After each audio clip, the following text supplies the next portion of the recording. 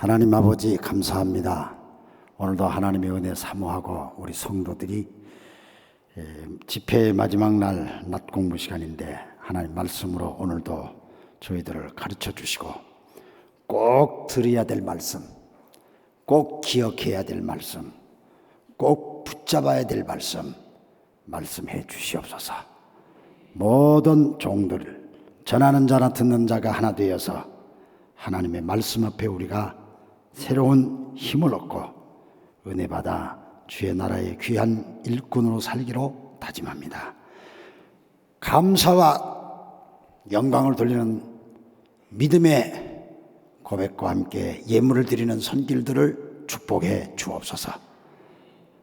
하나님께서는 문을 열기도 하고 닫기도 하게 하시고 모든 것을 이루시고 모든 것을 주장하시는 하나님이신데 예물을 드리며 기도하는 성도 한 사람 한 사람마다 하나님의 은혜를 베풀어 주시되 넘치도록 주의 은혜를 주셔서 저들을 통하여서 하늘 영광 많은 사람들에게 드러내어 수많은 영혼들이 하나님 앞으로 돌아올 수 있도록 은혜를 베풀어 주시고 주님 답답한 자에게 평안함을 주시고 병든 자에게 치유를 허락하시고 앞이 답답한 그런 사람들에게 길이 보여지게 해주시옵시고 자녀와 가정의 문제로 하나님 앞에 몸부림치는 자들 주님께서 간섭해 주셔서 온 식구들이 평안하여 하나님 나라 이루도록 축복해 주옵소서.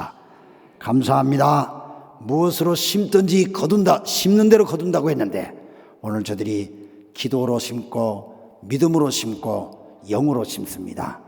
풍성한 열매를 주옵소서. 감사하며 예수님의 이름으로 축복하며 기도합니다. 아멘. 오늘 낮 시간에는 본문 말씀 속에서 바울이 에베소에 가가지고 에베소에 갔던 것은 바울이 다시 찾아간 겁니다. 그래서 너희들이 믿을 때에 성령 받았습니까? 하고 이런 질문했던 내용이 나오고 그들이 성령 받는 소리 듣지도 못했습니다. 이런 내용이죠. 이거 다 잘 아시는 내용입니다. 성령 받는다는 게 도대체 무슨 말이고 성령 받는다는 것을 어떻게 확인할 수가 있고 성령 받는다는 것을 어떻게 유지할 수 있는가, 오늘 그런 말씀들을 같이 좀 나누고 싶습니다. 오래전 얘기인데요. 2012년이니까 상당히 오래됐습니다. 한 12년 전 미국 시카고에서 세계 선교대회가 있었습니다. 저는 일본 대표로 참석을 했었는데요. 그 선교대회에 미국의 글로벌 페스토스 뉴워크이라고 하는 그런 단체의 회장이면서 call to all, to all이니까 모든 것을 call, 부른다 하는 그런 선교단체의 대표이신 마크 앤더슨이라는 목사님이 메시지를 전했어요. 근데 그 선교 컨퍼런스에는 많은 한국 선교사들이 참석을 했더랬습니다. 근데 이분의 메시지가 너무 강해가지고요, 제가 엄청나게 하나님 앞에 책망과 도전 그런 은혜를 제가 받았습니다. 그분이 말하기를 세계는 한국교회를 필요로 합니다. 한국교회 일꾼들이 온 세상에 나가서 하나님 나라를 선포하시고 복음을 선포해 주세요. 그러나 한국교회의 형식적이고 제도적인 종교주의는 필요하지 않습니다. 지난 세월에 한국교회의 부흥에 대한 성장에 대한 얘기는 이제 그만하시고 이제는 하나님께서 한국교회를 통해서 무엇을 원하고 계시는지 그 말씀을 나눠주시기 바랍니다. 그러면서 그분의 메시지 내용이 종교가 오래가면 틀에 박혀가지고 제가 일전에 말씀드렸듯이 매너리즘에 빠지는데 이 매너리즘에 빠지는 그것이 시스템만 갖춰놓으면 모든 게 되는 것으로 생각하는 거예요.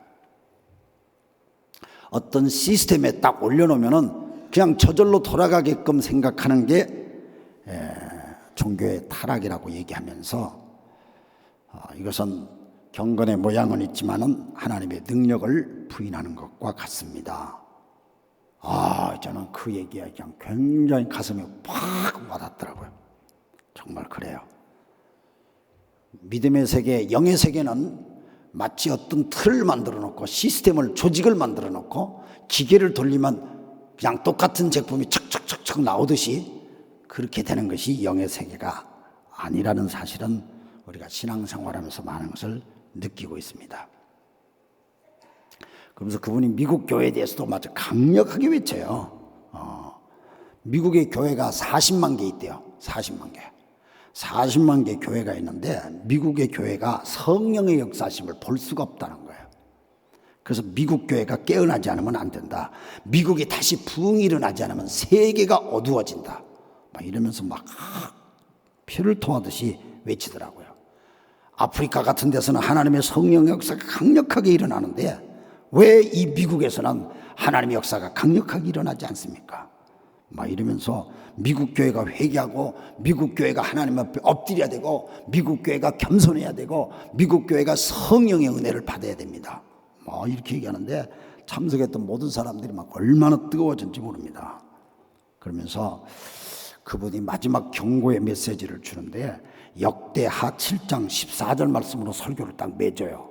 뭐라고 하냐면 역대하 7장 14절에 보니까 내 이름으로 일컫는 나의 백성이 스스로 겸손해져서 기도하며 나를 찾고 악한 길에서 떠나면 내가 하늘에서 듣고 그 죄를 용서해 주며 그 땅을 다시 번영시켜 주겠다.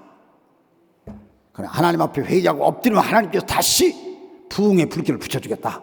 그 말씀인데 그분은 미국 교회를 향해서 막 메시지를 선포하는데 저는 이게 우리 한국 교회 내 자신에 대한 하나님께서 나한테 네가 겸손히 엎드리고 회개하면 내가 너를 다시 들어 쓰시겠다 하는 그런 말씀으로 막 들려져요. 아멘 하고 받았어요. 미국 교회만 문제가 아니고 한국 교회가 문제가 아니고 우리 교회 나 자신이 하나님 앞에 늘 이렇게 쓰임받을 수 있게 다시 하나님의 손에 붙잡혀질 수 있도록 그렇게 돼야 되겠다. 바울이 여러 지역을 전도하러 가다가 지금 사도행전 19장은 사도 바울이 3차 세계 전도 여행이에요. 3차. 근데 그 중에 에베소를 들렸어요. 이미 에베소에 들려서 에베소에 교회를 세우고요. 그런데 에베소에는 오랫동안 아볼로가 성경도 가르치고 좀 목회도 좀 했어요. 물론 에베소는 다른 지역과 달리 바울 사도도 그곳에서 머물러서 교인들을 살피고 했던 그런 지역입니다. 성경에 나오는 이름들은 오늘날의 이름과 좀 틀려요. 옛날 동네를 그렇게 했어요. 여러분들이 사는 동네도 옛날에 그렇게 요즘 저는 한국 와보면 동네 이름이 다 바뀌어져 가지고 얼마나 찾기가 힘든지 몰라. 무슨 로 이렇게 다 바뀌어졌대요. 그래가지고 막 주소가 다 바뀌어진 거라는데 이 에베소라는 동네를 지금 터키라고 하는 나라가 있잖아요. 터키라는 나라에 가면 이즈미르라고 하는 그런 도시가 있어요. 이즈미르. 이게 에베소예요. 옛날에는 에베소라고 그랬고 지금은 이즈미르라고 그러는데 그 이즈미르라는 동네에 가면 옛날 에베소의 장소가 그대로 남아있어요. 유적지가 남아있어요. 바울이 2차 전도 여행 때에 일시적으로 방문해가지고 전도해서 그곳에서 믿는 사람들이 생겨지고 그곳에서 교회가 에베소 교회가 생긴 거예요. 에베소 교회라는 것은 에베소에 있는 교회라는 뜻이죠.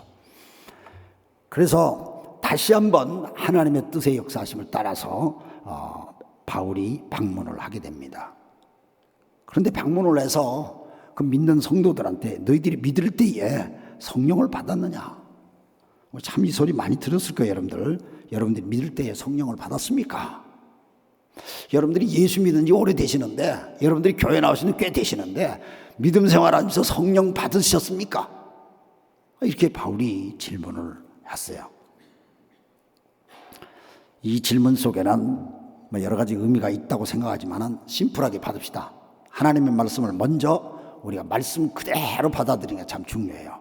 내가 믿을 때에 나는 성령 받았을까? 믿었을 때 내가 지금 하나님 믿는데 믿으니까 내가 이렇게 교회 생활하고 믿으니까 기도도 하고 다 하는데 정말 나는 성령 받는가 하는 자기 자신에 대한 그런 질문으로, 성경의 질문이 나에 대한 질문으로 그렇게 받는 거죠. 근데 그들이 대답하기를 우리는요 요한의 세례 요한의 세례밖에 우리는 몰라요. 성령 세례 뭐 이런 건 우리가 잘 몰라요. 들은 적도 없어요. 그렇게 얘기하는 거예요. 에베소 교회는 예수님을 믿긴 믿는데 그들은 성령 세례를 받은 것을 모른다고 대답을 했습니다. 그런데 이 교회가, 에베소 교회가 첫 1절에 나오잖아요. 아볼로라는 지도자가 이 교회를 살폈어요. 아볼로라는 사람은 참 사실 성경에 찾아보면 굉장히 훌륭하신 분이에요. 이분은 아주 성경에 능통하신 분이고 모든 것에 지혜가 뛰어난 그런 분이었어요. 그런데도 불구하고 그 아볼로 선생님을 통하여서 성경을 배우고 하나님 말씀을 들었는데 그들은 성령에 대해서 듣지도 못했다고 그렇게 얘기를 해요. 이렇게 훌륭한 지도자는, 이 아볼로에 대한 얘기는 사도행전 18장 24절부터 28절 말씀에 보면은 아볼로 선생에 대한 게 다, 이분은 학문이 깊고요, 그 다음에 성경에 능한 자다, 그렇게 기록하고 있어요. 그래서 굉장히 잘 가르치시고 훌륭하신 지도자라고 그렇게 우리가 말할 수가 있는데, 이 아볼로 지도자가 성경 가르치고 성도들의 목회를 한 것 같긴 한데, 그러나 그들 속에 하나님의 영이 임하시는 성령 받는 그런 재미에 대한 그런 게 없었어요. 그래서 그들이 열심히 배우기는 했지만은 주님의 도를 열심히 배워서 열심으로 예수님에 관한 것을 가르침을 받고 그렇게 했지만은 요한의 세례만 배웠다. 이게 사도행전 18장 25절에 보면은 그렇게 기록되어 있는 것을 볼 수 있습니다. 다시 말하자면 아볼로는 예수님이 그리스도라는 사실을 열심히 가르쳐서 예수님이 우리들의 죄를 짊어지시고 십자가에 죽으시고 그분이 우리의 구원주십니다 하는 사실을 열심히 가르친 건 사실이에요. 그러나 그 모든 것이 하나님의 성령의 역사로 실제적으로 우리의 삶 속에 성령과 함께 동행하면서 역사에 일어나는 것들에 대한 좀 더 깊이 있는 그런 말씀에 대한 것들이 아마 부족하지 않았는가, 그런 추측을 합니다. 우리가 하나님의 말씀을 배울 때에 어떤 지도자의 역할은 굉장히 중요하다고 생각합니다. 성경 예수님 말씀에 마태복음 15장 14절에 보니까 소경이 소경을 인도할 수가 없대요. 소경이 송을 인도하면 그냥 구덩이에 빠지는 거죠. 물론 이 아볼로라고 하는 지도자가 소경이라고 말할 수는 없지만은 훌륭하게 성경을 가리키는 그런 지도자라고 얘기를 하지만은, 그러나 성령에 대해서 깊이 있게 가르치는 것은 없었던 것으로 느껴져요. 마치 뼈대에, 성경의 구조와 뼈대에 대한 걸 가르치는데 그 뼈가 살아서 생기게 움직일 수 있는 생기를 불어넣는 그런 말씀의 능력이 그 성도들에게는 전해지지 않았던 것 같아요. 조금 아쉬움이 있어요. 예를 들면 세례 요한에 대한 것들을, 세례 요한을 통하여서 우리가 어떻게 세례를 받느냐, 뭐 그런 말씀들을 우리가 많이 얘기할 수 있죠. 그래서 이거는 철저하게 우리가 회개하고 하나님 앞에 회개하고 돌아와서 예수가 나의 구주라고 해서 우리가 받아들이고, 이게 참 중요하다는 사실을 우리는 당연히 깨닫고 배우고 그렇게 해야 될 것입니다. 그러나 이제 세례받고 예수님 믿고 구원받는다 이런 정도가 아니고, 구원받은 성도가 어떻게 날마다 살 것이냐는 현실의 중요한 성령 체험, 성령의 역사, 뭐 이런 것들에 대해서 좀 더 구체적으로 배움이 필요했지 않나 하는 생각됩니다.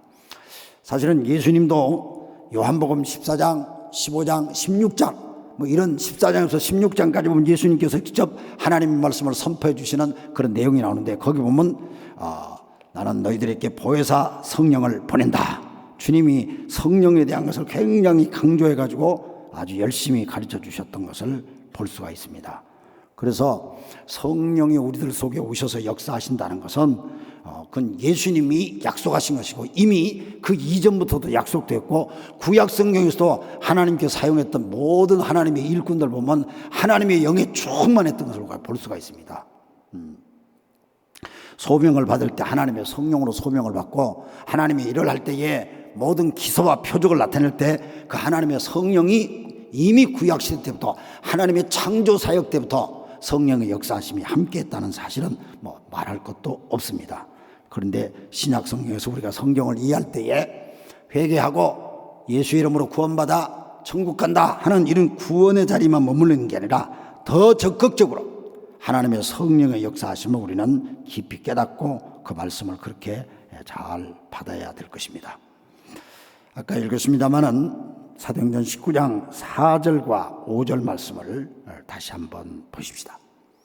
사도행전 19장 4절 바울이 이르되 요한이 회개의 세례를 베풀며 백성에게 말하되 내 뒤에 오시는 이를 믿으라. 세례 요한이 그랬어요. 내 뒤에 오시는 분을 믿으라. 이는 곧 예수라. 그 다음 5절 그들이 듣고 주 예수 이름으로 세례를 받으니 6절도 있겠습니다. 바울이 그들에게 안수하며 성령이 임함으로 방언도 하고 예언도 하라. 여기서 성령 세례 받은 거예요. 이미 요한의 세례를 받았어요.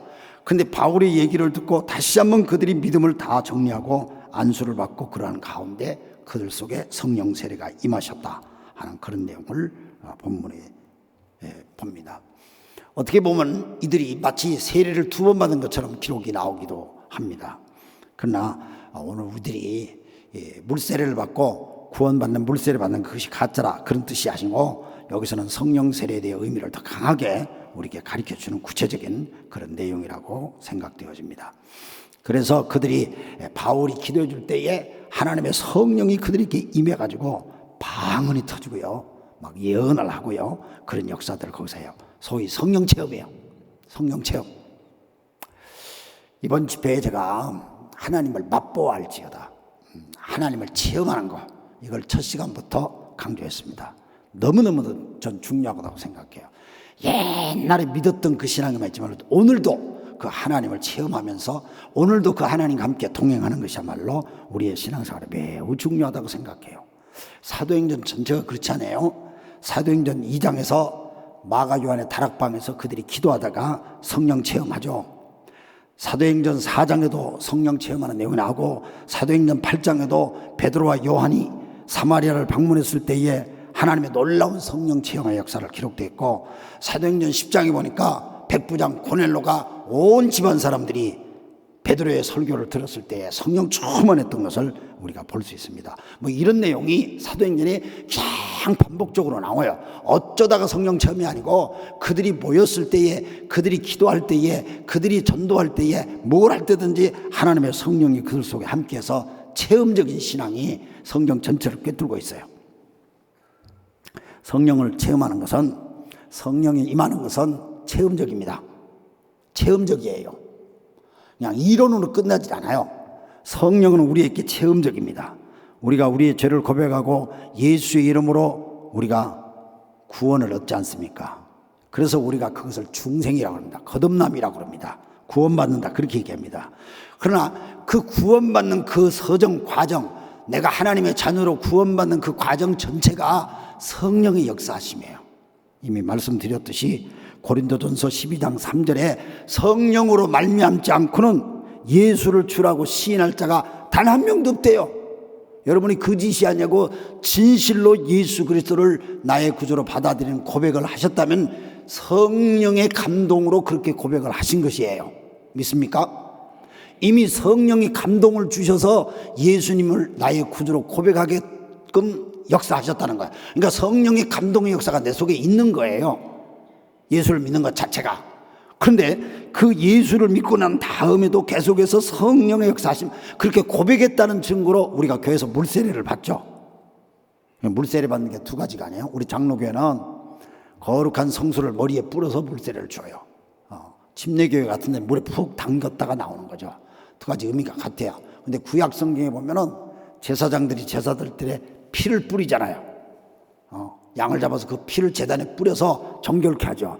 그래서 우리 장로교에서는 이 피를 뿌려서 성수를 뿌려서 우리를 정결케 하는 그런 표징 상징적 그런 의식을 행합니다. 꼭 뭐 물속에 꼭 장기야만이 구원을 받고 꼭 그것은 아니에요. 그러나 이제 요단강에서 세례를 받았던 그걸 그대로 해서 우리도 그대로 해야 되겠습니다. 그렇게 하는데 그래서 침례교에서는 전부 다 뭐 물세례를 다 침례를 해야 된다 이렇게 강조를 해요. 근데 제가 보니까 베드로가요, 예루살렘에서 3,000명을 한꺼번에 회개시켜요. 3,000명을 구원받아요. 근데 그 3,000명이 어디서, 여러분, 예루살렘이라고 하는 도시는 산 위에 있는 도시예요. 산 위에 해발 800m예요. 거기에 무슨 강이 있어요. 그러니까 어떻게 그 사람들이 물속에 잠기는 세례를 받겠어요. 3,000명이. 그러니까 그때는 정말 하나님께서 모든 사람들의 믿음을 그렇게 뿌리는 거룩한 성수의 세례가 있었다고 저는 그렇게 생각이 들어요. 어쨌든 우리가 구원받아서 거듭난다는 것은, 거듭나는 것은 다시 태어나는 것이죠. 다시 태어나는 것은 내 힘으로 태어나는 게 아니에요. 태어나는 것은 어머니의 힘으로 내가 태어나죠. 마치 하나님의 성령의 힘으로 내가 이 세상에 새롭게 태어나는 거예요. 그것이 우리가 구원인데, 이 구원도 개인적인 체험적이지만은 그 다음에 일어나는 성령의 역사심이라는 것은 개인적인 체험이에요. 너무너무 중요해요. 그래서 구원받은 사람들이 하나님의 약속, 예수님의 약속을 붙들고 기도하는 가운데 그들의 성령을 받는데, 그 성령을 받을 때는, 그 성령이 딱 임재할 때는 꼭 능력과 함께 임해요. 성령이 나를 이렇게 만져주시고 역사할 때는 성령이 능력으로 임하는 거예요. 그래서 그 능력이 뭐냐? 이미 예수의 이름으로 내가 구원을 받아 하나님의 자녀가 됐어요. 근데 성령을 받으면 성령이 내 속에서 능력을 주시는데, 하나님의 자녀가 된 내가 하나님의 자녀답게 살 수 있는 능력을 나한테 주세요. 예수를 믿어서 하나님의 자녀가 됐는데 어떤 사람들은 하나님의 자녀답게 살지 못하시는 분들이 있더라고. 나도 그럴 때가 있었어. 그런데 성령을 받으면은 하나님의 자녀가 된 정도로 끝나는 게 아니라 자녀답게 살 수 있는 능력이 나한테 주어져. 그러니까 하나님의 자녀가 됐으면은 능력 받아야 되겠지 않겠습니까? 왜냐, 자녀답게 사는 게 하나님께 영광이고 나한테도 즐겁고 행복이죠. 여러분, 대개 다 운전면허증 가지고 계시죠? 우리 한국은 운전면허증이 한 가지인데 일본은 운전면허증이 색깔이 두 가지예요. 하나는 파란 색깔로 돼 있고 하나는 황금 색깔로 돼 있어. 뭐 나이가 많아서 황금 색깔 주는 게 아니고 5년에 한 번씩 면허증을 갱신을 해요. 5년에 한 번 갱신하는데 단 한 번도 교통 위반을 한 적이 없고 사고를 낸 적이 없고, 그런 사람은 5년 동안에 한 번도 뭐 신호 위반이라든가 주차 위반 이런 게 한 번도 없는 사람은 모범적으로 5년간 했다 이래가지고 그 사람한테는 황금 색깔 면허증을 줘요. 근데 황금 색깔 면허증을 받으면 뭐가 좋으냐면은 보험료가 싸죠. 그러니까 그걸 받으려고 다들 신경을 쓰긴 쓰는데, 참, 난 참 부끄러워서 30몇 년에서 한 번도 못 받았어, 나는. 나 참 부끄러워요. 근데 뭐 잠시 그냥 한 2, 3분 대놓고 잠깐 들어갔다 오는데 그냥 표가 하나 붙어 있고, 뭐 꼭 그래 한 3년, 4년에 한 번 그런 게 꼭 있어.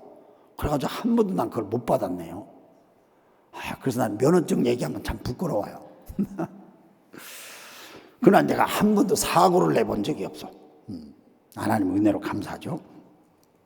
그런데 어떤 분이 면허증 얘기를 했더니, 목사님, 나는요 골드입니다. 골드. 나는 골드예요. 목사님 무슨 색깔이 한번 보여봐요. 막 힘주면서 나한테 좀 보여달래요. 그냥 나는 뭐 푸른 색깔이니까 보일 자신이 없잖아요. 뭐 나는 운전 잘해요. 나는 운전 잘해요. 뭐 이렇게 막 얼버무리니까, 목사님 나는 골드라니까요. 그래서 내가 그분한테 자동차 키를 드는데, 골드 면허증 가지신 분 운전 좀 해주시오. 그러니까, 아니야. 난 뭐 안 돼요. 왜 안 돼요? 골드 면허증인데. 그 양반은 면허증을 따가지고 장롱 속에 넣어놓고 5년 동안 한 번도 운전을 안 했다는 거예요. 그러니까 뭐 사고 날 일도 없고, 뭐 딱지 뗄 일도 없고, 뭐 아무 일도 없지, 그냥 뭐. 그러니까 골드지, 그냥 뭐. 계속 골드야. 하나님의 자녀가 되긴 됐는데 장롱 속에 넣은 신앙이야. 하나님의 자녀가 되었긴 됐는데 이 세상을 해치고 나갈 힘은 없어. 하나님의 자녀가 되긴 됐는데 신령한 하나님의 성령의 은혜 속에서 능력 있는 삶이 그 속에는 보이질 않아요. 마치 라이센스 면허증만 가지고 있는 것처럼 막 자랑하는 거야. 뭐 누가 하나님 자녀, 나 하나님 자녀, 하나님 자녀. 그리고 교회에서 그냥 막 이렇게 가리켜가지고 누가 물으면요, 나 예수님 영접했어요, 뭐 이렇게 했어요. 언제 영접했어요, 뭐 그 얘기만 계속해. 맨날 그 얘기만 해. 그럼 자녀면 자녀다워야지. 자녀면 자녀대로 가질 수 있는 권세가 있어야지. 하나님의 자녀인데 그렇게 째째해? 하나님의 자녀인데 맨날 그렇게 헛소리만 해? 하나님의 자녀인데 맨날 그렇게 궁상을 떨어? 하나님의 자녀인데 그렇게 뭐 하늘 세계에 대한 경험, 체험 얘기하자면 감정이 없어? 여러분 한번 자신들을 생각해 보세요. 혹시 나는 골드 면허증을 가지고 장롱 속에다 박아놓은 하나님의 자녀가 아닌지, 정말 하나님의 성령이 내 속에서 역사하셔서 권세 있게 내가 나가는지 좀 자신을 돌아보라 그 말이죠. 성령 받으면 체험적이에요. 반드시 체험적이에요. 여러분 살과 살이 맞닿아도 느끼잖아. 살이 맞닿아도 이 체험적, 느끼는 거예요. 체험적 느낌이 참 중요해요. 저는 많은 사람들이 신앙이 감정적이면 어떻고 다르, 아니 인간이 살아있으니까 감정이 있죠. 죽은 사람이 무슨 감정이 있어. 죽은 사람은 찔러도 아프다 소리도 안 해. 살아있는 사람이 찔르면 아프다 소리예요. 슬픔이 있으면 외로우면 외롭다 슬프다 그 표현을 하는 거예요. 그 살아있다는 증거예요. 죽은 자는 말이 없어. 그럼 우리가 전인격 신앙이라는 게 전인격적이잖아요. 전인격적 속에서 우리가 중요한 게 내 의지도 중요하고요, 지성도 중요하고 한데 내 감성의 세계 참 중요해요. 그래서 하나님의 능력과 은혜가 만져져야 돼. 만져져야 돼. 느껴져야 돼. 이게 체험이에요. 이것을 맛보는 거죠. 맨날 지성적으로 이성적으로 설명만 해. 그냥 막 계속 설명만. 나 생긴 거 보셔. 따지는 거 얼마나 좋아하게 생겼나. 나도 막 성경을 쪼개고 따지고 막 이런 걸 참 좋아했었거든요. 알라는 양반들이 있을지 몰라요. 원래 내가 서울서 목회할 때에 성서유니온 간사 출신이에요. 내가 성서유니온 아세요? 매일 성경이라는 큐티 잡지책. 그래서 여기 광주에서도 내가 와서 서울 목회하면서 그런 거 강의도 하고 그랬어요. 그 뭐 이쪽에 뭐 SU라고 그래요. 영국의 스크립처 유니언이라는 그 단체가 OMF 선교사들이 한국에 와서 그런 영향을 줘서 그 영향을 받은 선배들이 성서 유니언이라는 단체를 만들고 한국의 성경 읽기 운동, 성경을 깊이 묵상하는 운동, 소위 quiet time, 큐티 운동을 벌인 게 제가 그런 단체에 간사를 했어요. 그러니까 막 소그룹을 가지고 성경 가리키고 막 토론하고야 막 그런 게 저한테는 막 어울리는 것이었어요. 그런데 어느 날 하나님의 성령의 역사심을 딱 받고 나니까 너무너무 그런 사람들한테 하나님의 성령의 체험적인 역사가 중요하다는 걸 느꼈어요. 너무너무 중요해요. 그런데 성경에 보니까 사도행전에 특히 성령 체험에 대한 것이 두 가지로 딱 설명이 돼요. 사도행전 2장에 열심히 약속한 말씀 붙들고 성령이 너희들에게 임하기 전에 예루살렘을 떠나지 말라 주님께서 말씀하시죠. 그 말씀을 붙들고 그들이 열심히 기도를 해요. 그 기도는 말씀을 붙들고 기도해요. 그 말씀 속에는 약속이 담겨져 있어요. 하나님의 말씀 속에는 다 약속이 담겨져 있어. 그래서 그 약속을 붙들고 하나님 앞에 기도할 때에 하나님의 성령이 임하는 것을 그들이 경험합니다. 그때의 성령이 임하는 능력을 헬라어로 핀플렘이라고 그래요. 핀플렘이라고 그러는데 이때도 갑자기 우리에게 주어지는 능력이에요. 그러니까 어제까지 전혀 나는 그걸 못했어. 못하던 사람이 한순간에 하늘로부터 능력을 받아가지고 할 수 있는 사람이 돼버려. 못했는데 갑자기 내가 하게 돼. 이게 이제 헬라어로 핀플렘이라고 하는 말을 쓰는데 갑자기 임하는 성령의 능력이에요. 그게 사도행전 2장에서 나와요. 그들이 나가서 막 방언으로 외치잖아요. 외국말을 배워본 적이 없어. 외국말을 배워본 적이 없는 거야. 근데 나가서 막 외치는데 사람들이 다 알아들어. 이게 성령의 능력으로 나타나는 핀플레미적 역사예요. 그런데 사도행전 쭉 넘어가면은 사도행전 13장 52절에 보면 제자들은 기쁨과 성령으로 가득 차 있다, 성령으로 가득 차 있었다, 그런 말이 나와요. 그 말은 플레로, 헬라어로 봐서는 플레로라는 발음을 해요. 이 플레로라고 하는 성령 충만한 시간과 모든 과정을 거쳐서 우리에게 채워지는 능력이에요. 점점 시간이 가져서 어느 날 그 경지에 이르는 거예요. 이건 쉽게 얘기하면 인격적 변화를 말하는 거예요. 앞서서 설명드린 것은 성령이 우리에게 한순간 딱 오면 막 어제까지 야구자 깡패로 또 살았던 사람이 갑자기 막 은혜 받았다고 펄쩍펄쩍 뛰고 막 감정하면서 내가 예수 믿습니다, 사람이 회거득 해버렸어. 이것이 소위 핀플레미적 하나님의 성령의 역사예요. 그런데 서서히 시간을 두고 그 사람이 바뀌어져가, 서서히 시간을 들어서 온전한 경지에 이르기까지 성숙해가. 이것을 플레로라고 그래요. 플레로적인 성령의 역사. 성경에 보면 이 두 가지가 동시적으로 역사해요. 그래서 한국 교회는, 어떤 교회는 갑자기 성령이 임해가지고 획가닥하고 뒤집어지는 것을 강조하는 소위 순복음교회 같은, 그래서 펜테코스탈 신학이라고 그래요. 펜테코스탈 신학적 그런 교회들도 있고, 그 다음에 조용히 성숙해서 그리스도의 거룩함에 이르기까지 발전하는 그런 프레로적인 성령의 역사를 강조하는 복음주의적 교회, 장로교도 대개 거기에 속해. 뭐 이걸 강조하는 교회가 있어요. 근데 성경에 보니까 이 두 가지가 다 있다, 그 말이요. 두 가지가 다 있어요. 그래서 어떤 사람은 갑자기 임하셔서 사람을 확 뒤집어 놓는 성령의 역사심을 능력받을 필요도 있고, 어떤 사람은 맨날 은혜 받았다 하면서 그냥 쏟아버리고 은혜 받았다 쏟아버리고 막 이런 사람인데, 하나님의 성령이 임해가지고 그 사람이 꾸준히 자라서 거룩함에까지 이르는 거예요. 이런 플레로적인 성령의 역사심을 받는 능력도 필요한 거예요. 믿으십니까? 그렇지 않습니까? 두 가지 다 필요하지 않겠습니까? 그래서 이 두 가지가 다 우리들 가운데서 역사하는 거야. 그래서 하나님의 성령 우리들 속에 있으면 그게 폭발적으로 임하는데, 성령의 능력을 설명할 때 헬라어 단어 가운데 두나미스라는 단어가 있어요. 두나미스, 성령의 능력, 두나미스.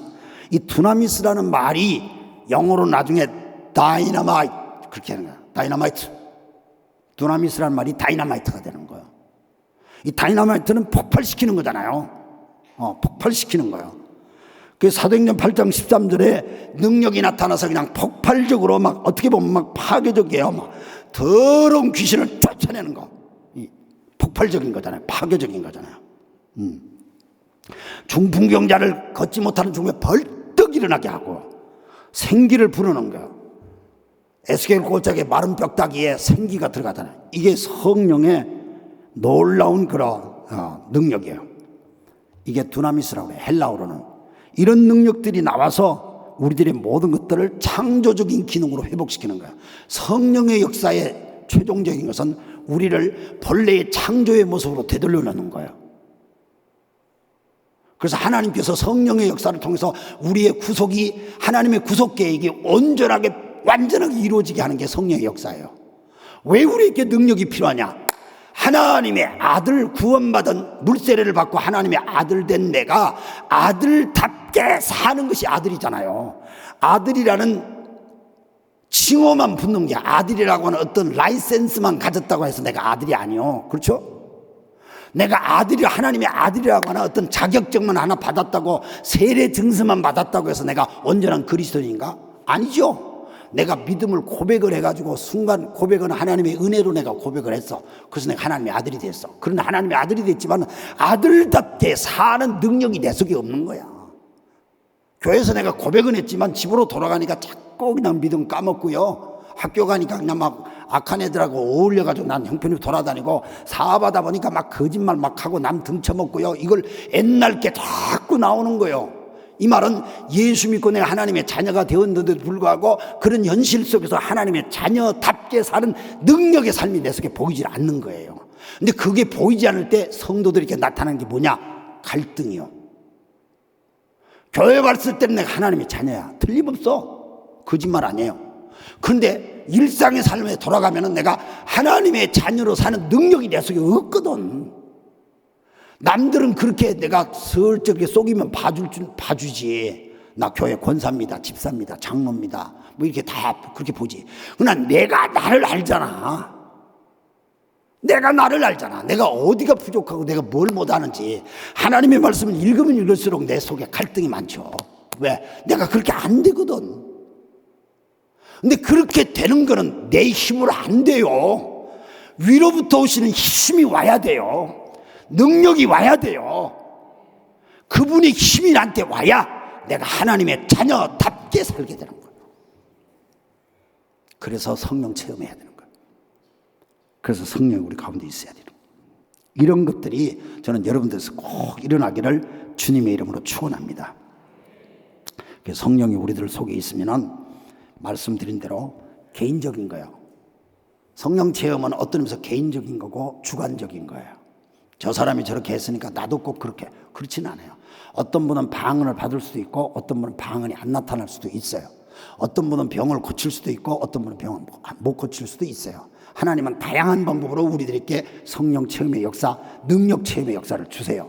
그러나 거기에서 순간적으로 뭔가 확 변하는 어떤 체험이 있는가 하면은 시간을 두고 나를 변화시키는 하나님의 성령의 역사하심이 또 있어요. 이 두 가지를 다 분별하셔서 여러분들 속에 하나님은 지금 나한테 이렇게 역사하시는구나. 이걸 딱 붙잡으시면요, 놀라운 능력이 여러분들 속에서 여러분의 인생을 새롭게 만들어 주실 줄 믿습니다. 저는 하나님의 성령의 능력이요 다양하게 체험했어요. 제가 처음 말씀을 드릴 때에 제가 17살 때 예수님을 만나고 대학 4학년 때에 소명을 받았다는 얘기 했잖아요. 근데 그런 것들이 전부 다 하나님의 성령을 통한 체험들의 역사였어요. 그래서 너무너무 생생하기 때문에 제가 좀 연약해지고 제가 좀 부족해질 때에 항상 그때 나에게 주셨던 말씀과 환상과 또 그때 들려주시던 하나님의 신비한 음성들이 나한테 새롭게 기억되어지고 나의 육체, 나의 생각, 나의 영혼을 다시 한번 이렇게 재무장시켜주는 것을 저는 많이 느꼈어요. 그래서 그런 체험들이 자주 있는 게 참 좋아요. 그래서 그런 체험을 할 수 있는 기회가 있으면 여러분들도 놓치지 마시고 막 하시기 바랍니다. 그러려면 여러분들이 어떨 때는 하나님에 딱 매달리는 게 필요해요. 하나님 앞에 매달리는 거예요. 성경에 보니까 사도행전에 전부 다 성령 받은 사람들은 한순간 전부 다 모여서 하나님 앞에 기도했다든가 말씀을 깊이 청종했다든가요, 하나님 앞에 결정적으로 매달려요. 그럴 때에 그들은 성령의 역사하심을 체험하고 그 체험하고 난 다음에 그게 힘있게 그들의 삶의 현장이 바뀌어지는 걸 볼 수가 있어요. 저도 인간적으로 생각하면요, 서울서 목회를 했으면은 막 그런 대로 또 재미있고 하나님의 능력을 나타내고 목회를 했을 거예요. 근데 하나님께서 저에게 성령이 가라고 하는 말씀, 사도행전 13장을 통해서 안디옥 교회가 바나바를 파송했듯이 너 지금 서울에서 목회하는 네가 담임 목사 아니냐, 근데 네가 하나님 앞에 순종하고 가라. 하나님께서 그 말씀을 저한테 주셨을 때 인간적으로 계산하고 생각하면 갈 수가 없어요. 하나님, 나를 선교사로 보내려면 이렇게 고생해가지고 예배당도 몇 번 건축하게 하고 이렇게 다 건축해서 빚도 다 갚고 이제 좀 할만하다 싶을 때 왜 하나님 나를 가라 그럽니까? 인간적인 계산으로 자꾸 그런 생각이 들어요. 그런데 하나님의 성령이 강력하게 나한테 임하셔서 그 말씀을 하시길래 저는 순종하고 나갔어요. 순종하고 나갔더니 일본에서, 서울에서 경험한 것 이상으로 또 일본에서 하나님의 성령이 강하게 역사하는 거예요. 하나님이 강하게 역사하세요. 하나님께서 나한테 또 이런 걸 체험하게 하시고 또 이 체험을 통해서 일본이란 나라에서도 선교가 어렵다고 하지만 얼마든지 하나님의 성령이 역사하시면 선교는 가능하다. 여러분 생각해 보세요. 하나님 나라에 못할 게 어디 하나님이 못하시는 게 있어요? 하나님은 못하시는 게 없어요. 하나님은 뭐든지 심지어 없는 세계에 있게끔 만드시 무에서 유를 창조하시는 분이 그분이 창조주 하나님 아니요? 그러니까 그 창조주 하나님이 일본에서 역사하면은 일본 사람들이 하나님에 대한 모르지만은 눈에 보이는 하나님을 증거할 수 있다는 거예요. 그래서 하나님께서 저를 보내주셔가지고 저는 거기에 또 쓰임을 받는 거죠. 그러니까 지난 30수년 동안을 하나님 은혜 속에서 그렇게 살게 되니까 얼마나 감사한지 몰라요. 한 30년 됐을 때에 30년 동안 하나님의 성령이 어떻게 역사했는지 전부 다 기록을 했어요. 책을 만들어냈어요. 일본말로 다 적어가지고 그걸 일본 목사님들 저한테 다 나눠줬어요. 일본 목사님들한테. 하나님이 저를 이렇게 사용해 주셨습니다. 그리고 우리 교회 성도들의 간증을 전부 다 실었어요. 그 책에다가. 그리고 일본 교회에다 제가 다 돌렸어요. 왜냐하면 하나님이 여기서도, 하나님의 영이 여기서도 역사하십니다. 그걸 간증하려고. 한국 목사님들 와서 왜 이거 한국말로 안 내냐 막 그런 얘기 하는데, 나는 한국에는 막 능력 받으신 분이 너무 많고 뭐 나 같은 건 아무것도 아니니까 나는 한국말로 낼 생각 없습니다. 일본 사람들이 가슴에 불이 떨어졌으면 좋겠습니다 하고 일본말로 책을 냈어요. 어쨌든 능력 받아야 합니다. 성령 받으셔야 합니다. 그래야 여러분들이 하나님의 자녀답게 사는 능력의 삶을 살 줄로 믿습니다. 그래서 여러분 믿으실 때에 성령 받으셨습니까? 이렇게 물으면 뭐라고 대답하세요? 뭐라고? 다시 한번 물겠어요. 여러분들이 겨자씨 교회에서 믿음 생활할 때에 성령 받으셨습니까? 여긴 좀 못 하시는 것 같아. 다시 한번 물을게요. 여러분들이 겨자씨 교회에서 예수님을 믿고 하나님의 자녀가 되었다고 믿는데 믿음 생활할 때 성령 받으셨습니까? 아멘. 아멘. 그리고 하나님 앞에 구하시기 바랍니다. 성령을 구하세요. 성경이 뭐냐, 성령을 구하라고 그랬어요. 예수님도 내가 보낸다고 말씀하셨어요. 그래서 성령을 기다리라고 그랬어요. 구하라고 그랬어요. 기다리라고 그랬어요. 찾으라고 그랬어요. 붙잡으라고 그랬어요. 성령님 역사해 주세요. 나를 붙들어 주세요. 그래서 두나미스, 능력이에요. 내 속에서 능력이 임하게 해 주옵소서. 그래서 그 능력으로 내가 살게 해 주옵소서. 사람이요, 능력이 내 속에 딱 하나님의 성령의 능력이 오면은 아침에도 벌떡 일어나는 거예요. 능력이 내 속에 있으면 무슨 일이든지 두려움이 없어요. 제가 지나고 보니까 하나님께서 그런 은혜가 저한테 있어요.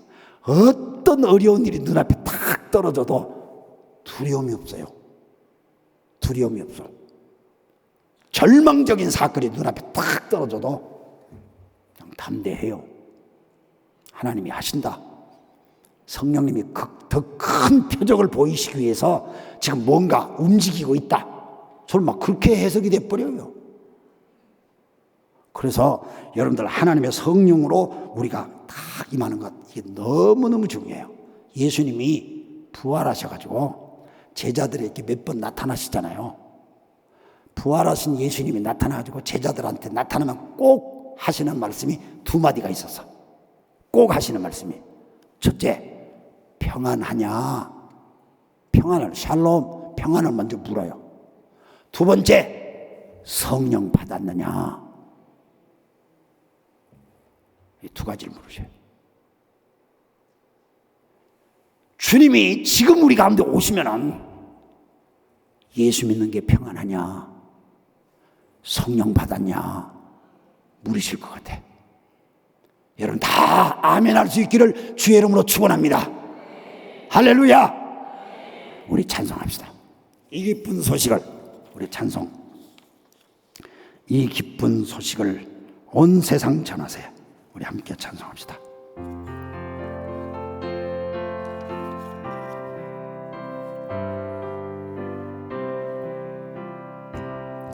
이 기쁜 소식을 온 세상 전하세. 큰 환난 고통을 당하는 자에게 믿는 성도를 다 전할 소식을 성령이 오셨네. 성령이 오셨네. 성령이 오셨네. 내 주님 보내신 성령님 오셨네. 이 기쁜 소식을 온 세상 전하세 성령님 오셨네. 잠시요, 우리 다시 잠깐 조금만 빨리 부릅시다. 반주 조금만 빨리 해주시고 우리 박수 치면서 한번 찬양할까요? 하나님, 성령님, 이 찬송과 함께 이미 오신 성령님 우리 찬양합니다. 성령님 내 속에서 역사해 주세요.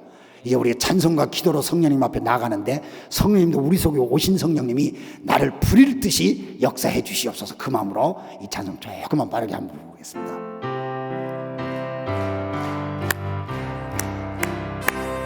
이 기쁜 소식을 온 세상 전하세 온 한량 고통을 당하는 자에게 주 믿는 선물을 다 전할 소식을 성령님 오셨네. 성령님 오셨네. 성령님 오셨네. 내 주님 오시니 성령님 오셨네. 이 기쁜 소식을 온 세상 전하세 성령님 오셨네.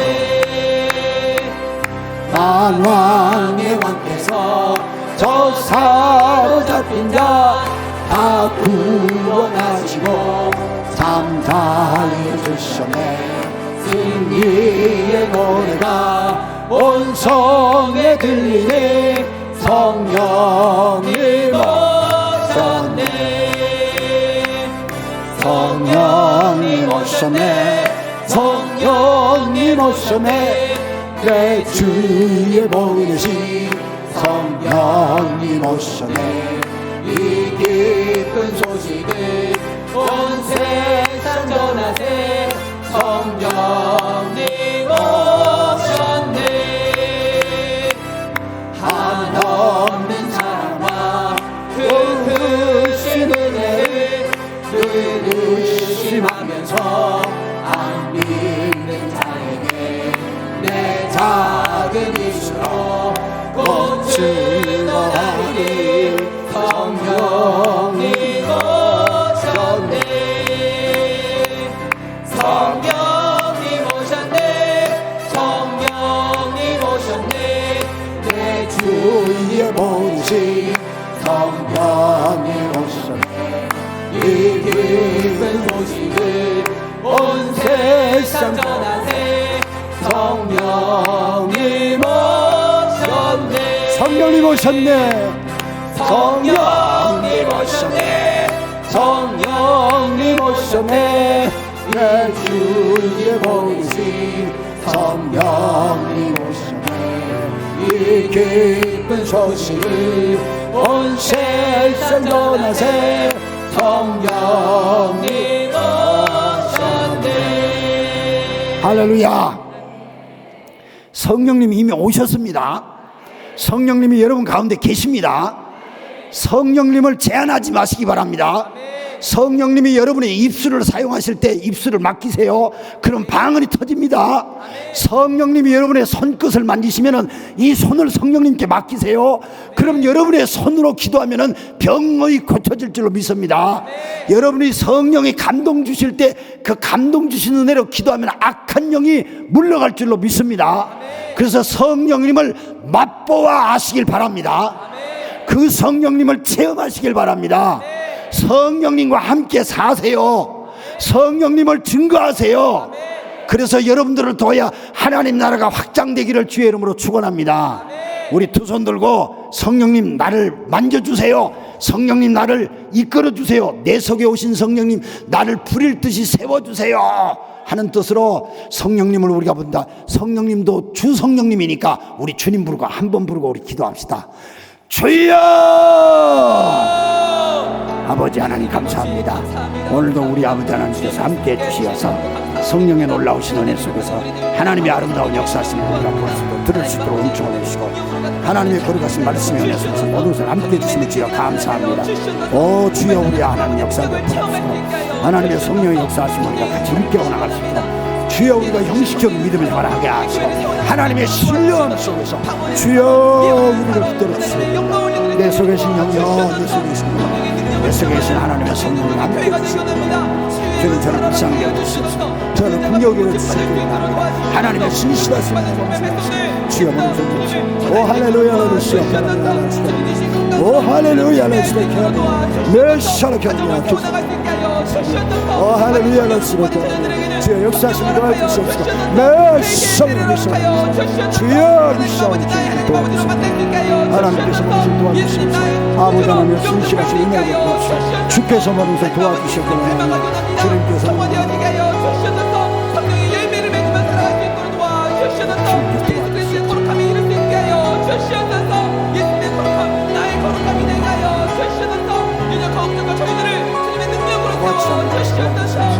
주님께서 도우시고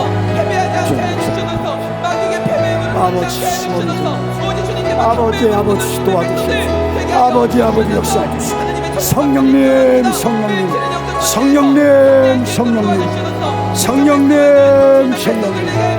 내 속에서 역사해주시고 하나님 역사해주시고 내가 악한 주여 역사해주시고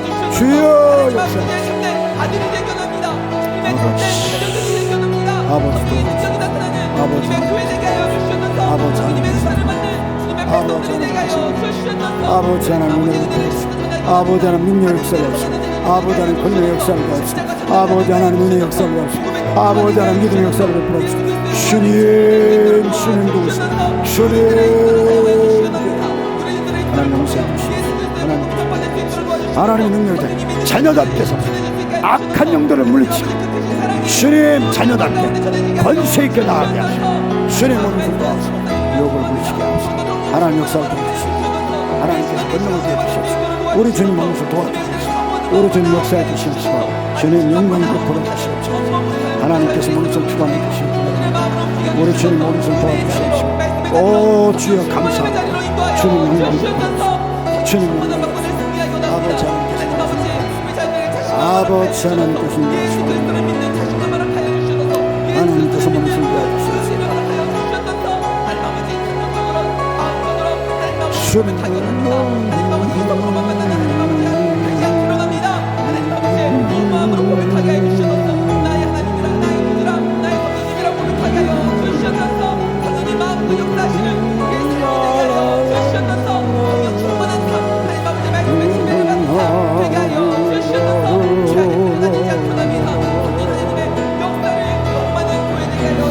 아버지 성령님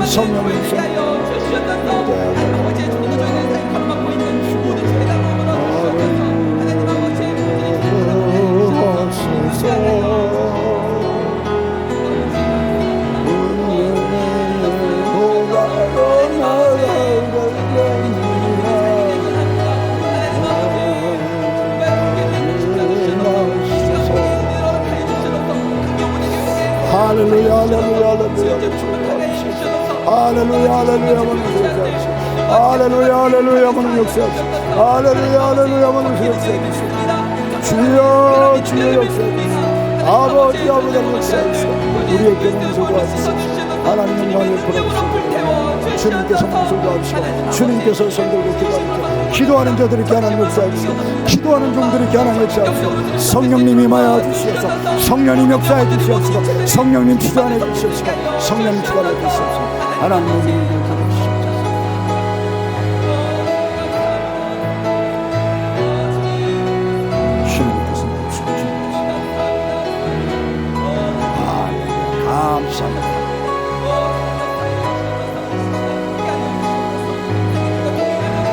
아멘 주여 아멘 주께서 도와주시옵소서.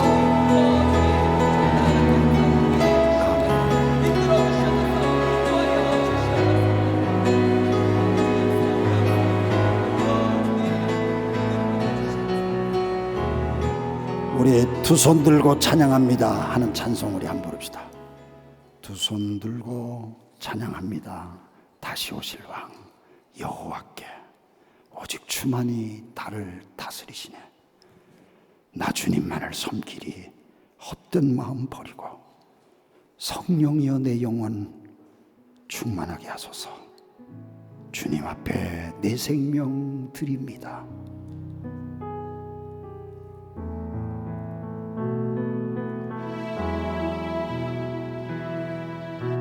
두 손 들고 찬양합니다. 다시 오실 왕 여호와께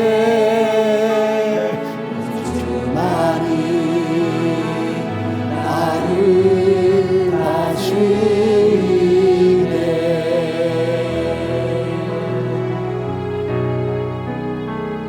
두 손 들고 찬양합니다. 다시 오실 왕 여호와께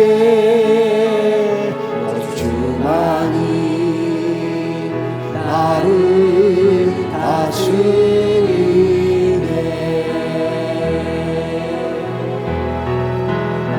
주님만을 섬기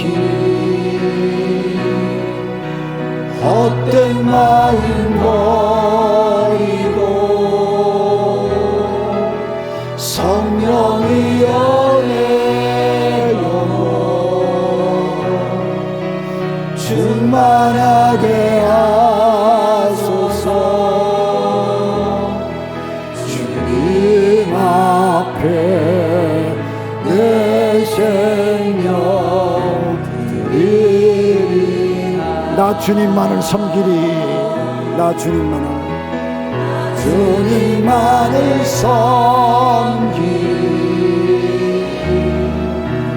헛된 마음 버리고 성령의 은혜로 충만하게 하소서. 주님 앞에 내 생명 드리리라. 기도하겠습니다.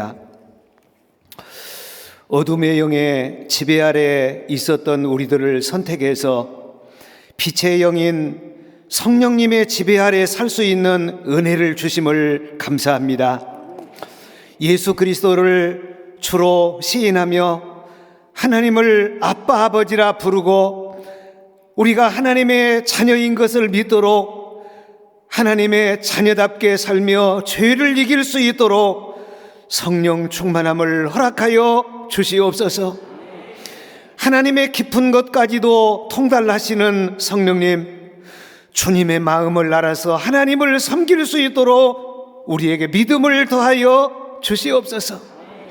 성령으로 말미암아 항상 기뻐하고 쉬지 말고 기도하고 범사에 감사하며 살 수 있게 하여 주시옵소서.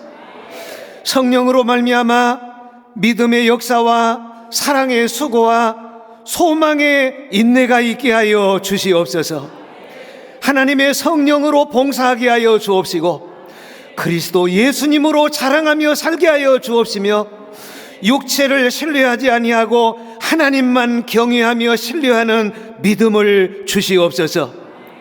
겨자씨 교회 강단이 성령과 능력과 큰 확신으로 복음이 선포되어지도록 모든 주의 종들의 마음과 생각을 지켜 주옵시고 구역장들에게도 은혜를 입혀 주옵시며 모든 성도들도 말씀을 받을 때에 성령의 기쁨으로 말씀을 받아들일 수 있게 하여 주시옵소서. 성령으로 말미암아 하나님의 선하심을 맛보아하는 체험적인 믿음을 우리 모든 성도들에게 더하여 주시옵소서. 구하고 찾고 두드릴 때 성령 충만함을 더하여 주시옵소서. 기도문이 열려지게 하여 주옵시고 하늘문이 열려지게 하여 주옵시며 회개의 영이 임하여지는 교회가 되게 하여 주옵소서. 약한 자를 강하게 만들어 주옵소서. 병든 자를 치료하여 주옵소서. 눌린 자를 자유케 만들어 주시옵소서.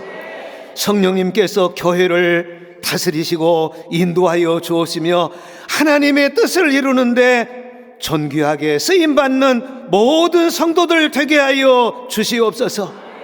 특별히 성령님이 우리 마음을 감동할 때 순종하는 우리 모두가 되게 하여 주시옵소서. 믿음의 기도에는 반드시 응답이 있음을 믿습니다. 기도대로 되게 하시고 믿음대로 되게 하여 주시옵소서. 성령님께 모든 걸 의탁합니다. 예수님만이 닮아져가는 우리 모두가 되게 하여 주옵시고, 온유한 마음, 겸손한 마음, 사랑의 마음, 순종의 마음, 그리고 섬기는 마음을 더하여 주옵소서. 예수님의 이름으로 기도하옵나이다. 아멘.